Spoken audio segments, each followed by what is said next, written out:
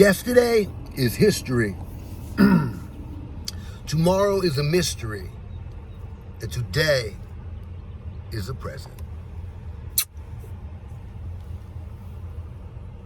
Higher power, grant me the serenity to accept the things that I cannot change, the courage to change the things that I can, and the wisdom to know the difference.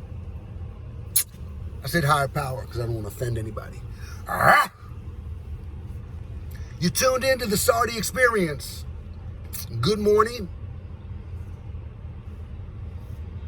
Yesterday for me was a reset day.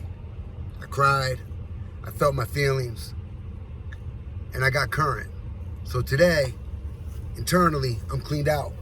Today, I'm lighthearted, I'm lighter again, my eyes are lighter, and I'm able to give it away and not focus on the chaos that I see around me. I made a podcast yesterday. It's 20 minutes long. And I'm not going to be posting that on Facebook because I do curse a lot in it. And, I don't want to put that out there. It's a very heartfelt story. If you listen to it, you're probably going to cry. One of the realest things you ever heard. I listened to it 30 times already, and I still cry every time. And I'm the one that wrote the content. Not wrote, spoke. But that's on the Sardi Experience podcast. It's on Apple, Spotify, and something else. But I don't know. You can find that and go from there. But check it out. Check it out. I definitely recommend do not listen with your kids.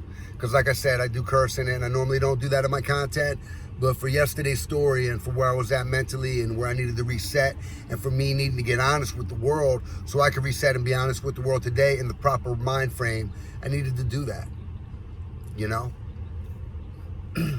So what yesterday did for me, it reset me. Kind of like the resetting the economy out here. Charlie, don't go there. Okay, because I'm not in that frame today. I'm not going to go there. But it reset me, because I get up every day, even before this happened, but especially since it's happened, with my business closing and stuff. I get up in the morning and I find the positive in whatever the situation. I come out here and I put these videos out and I'm giving solutions. And I talk about faith over fear, but I still feel fear at times. But what do I do with that in order to get back to that faith mode? What do I do in order to stay with the upbeat personality, the upbeat positivity, to give it away? Well, I got to reset myself. I got to stay current with myself. I have to be 100% honest with myself on my feelings. You know how when people walk down the street and be like, hi, how are you? And you're doing shitty, but you're like, good. Or like when you're talking to that person you put in a higher authority than you, which nobody's in higher authority than anybody. We're all equal. But you change your voice like, oh, good, thank you, yes. Use words you never used before and shit. Well, it's okay when people say, hi, how are you? To be like, okay. You don't got to give them a book. You don't have to tell them every problem you have. But you don't have to pretend that it's all good.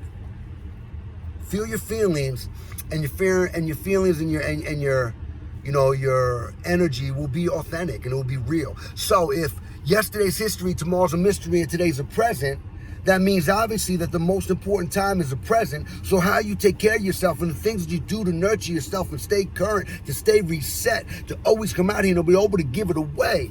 If the present is a moment, then it is so crucial on how we take care of ourselves.